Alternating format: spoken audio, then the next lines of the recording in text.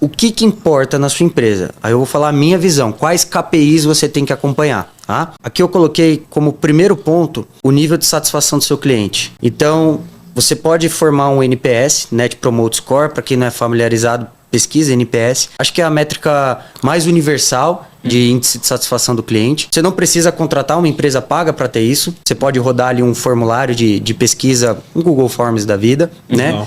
Tem jeitos gratuitos de fazer. O seu Reclame Aqui. Como que está o índice do seu Reclame Aqui?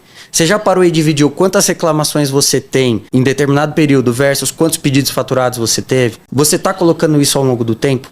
Essa média, né? Outra coisa que é gratuita também, o EBIT, né? Acho que todo mundo conhece. Então, além dele dar aquela medalhinha, né, pro seu site, com uma espécie de certificação, qual é a avaliação do cliente? Então, se você está fazendo uma empresa, né, porque todo mundo esquece, por que você começou esse negócio? Você está resolvendo a dor de alguém.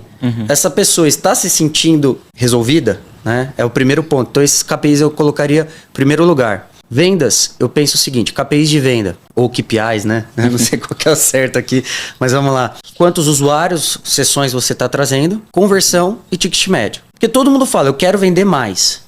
Mas a receita, eu não considero ela um KPI. Ela é um resultado desses três. Perfeito. É a consequência de você ter uma boa taxa de conversão, um bom ticket médio, né? E tráfego, né? E usuários chegando, né? Conversando. Eu sempre falo para as pessoas assim, eu quero vender mais. Tá, qual pilar você vai atacar? E são estratégias distintas. Você vai trazer mais gente para sua loja? Não. Eu vou fazer quem tá entrando comprar mais. Perfeito. Né? Converter mais. Não, daqueles que... Eu vou manter a quantidade de gente que entra, manter a quantidade que está convertendo e eu só vou fazer estes usuários atualmente convertendo comprarem mais. São momentos distintos, né? Perfeito. Eu acho que esse ponto parece que pra gente é tipo simples, mas é uma dificuldade tipo de várias pessoas que estão começando, principalmente, né, que tá no começo, até mesmo com operações maiores que não tem tão claro isso. Então, às vezes, por exemplo, desde o nível básico de receita, eu tenho uma taxa de conversão aí de 1%, meu ticket médio de 300. Legal, eu quero atingir 100 mil de receita, quanto que você tá trazendo de tráfego? Ainda não tenho isso, mas quanto você investe? Investo R$1.000. Meu, nunca você vai chegar nisso, nunca. Da mesma forma que tem aqueles que têm um alto volume de tráfego, não, eu preciso trazer mais tráfego. Qual que é a sua taxa de conversão? Tá batendo 0,4. Meu, essa conta não vai bater. E já teve operações que tinham um bom volume de tráfego, tinha uma boa taxa de conversão acima de mercado, só que o ticket médio era baixo, era menos de R$100. Essa conta também não vai fechar.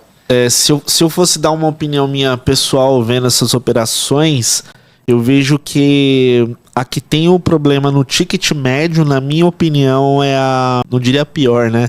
Mas é a mais difícil. Por quê? A questão do tráfego, principalmente quando você fala de mídia paga, você já tem ali um CPC médio que está pré-definido pelas plataformas de mídia. Você pode até selecionar um lance menor. Eu quero pagar menos. Tudo bem, vai aparecer menos. É assim, não tem segredo e é o jogo. E aí o cara tem uma conversão boa, excelente, né? Às vezes 1,5%, 2%. Cara, você bate o olho e você fala, que legal, o cara tem um CPC não é caro, a taxa de conversão dele quase 2%, né, geral. E aí você vê que o retorno de investimento ainda não é satisfatório. Você vai ver o ticket médio do cara R$50, por exemplo. B2C, né? Pegando um e-commerce B2C. Então, assim, e eu vejo que essa questão do ticket é o que mais influencia no ponto de vista de conseguir estruturar e melhorar talvez a oferta para alavancar isso. Porque como sobe o investimento de mídia constantemente, se o mercado começar a ficar competitivo e o preço, o ticket médio dessa operação se mantém baixo, ela sempre precisará de muito volume. Ela vira uma dependente de grande volume de tráfego. Então, na minha visão, de todas as operações que eu já conheci, quando eu vejo ali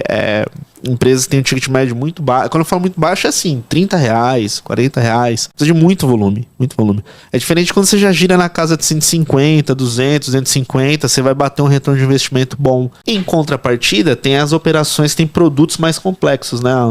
Então, produtos com ticket médio alto, R$2.000, R$2.500, geralmente tem uma taxa de conversão menor. E aí, eu já vi casos, Igor, na hora do gestor fazer o planejamento de quanto vai investir em mídia, aí, nesse caso desse cara que tem um produto complexo, ele erra no orçamento de mídia, na maioria das vezes. Ele joga baixo.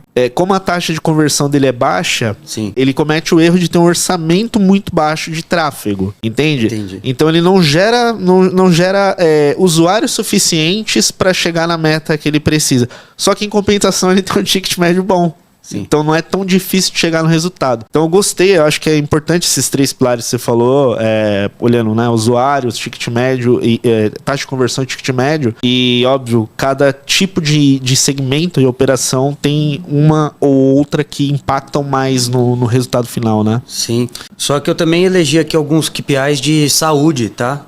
Opa! Porque vender é bom, né? Mas fazer sobrar dinheiro dessa venda é melhor ainda, né? Sim. Eu coloquei aqui como KPIs de saúde, eu coloquei ROI, que você falou, né? Return on Investment, né? O retorno do investimento, a sua margem operacional e a sua margem final. Então, por exemplo, margem operacional... De contribuição, margem né? de contribuição. Então, quanto eu vendi, debitado o custo da mercadoria CMV, né? E a margem final seria o lucro líquido final. Porque às vezes aquela operação ela nunca vai dar lucro. Ela gera receita, mas os custos não são compatíveis com a margem de contribuição.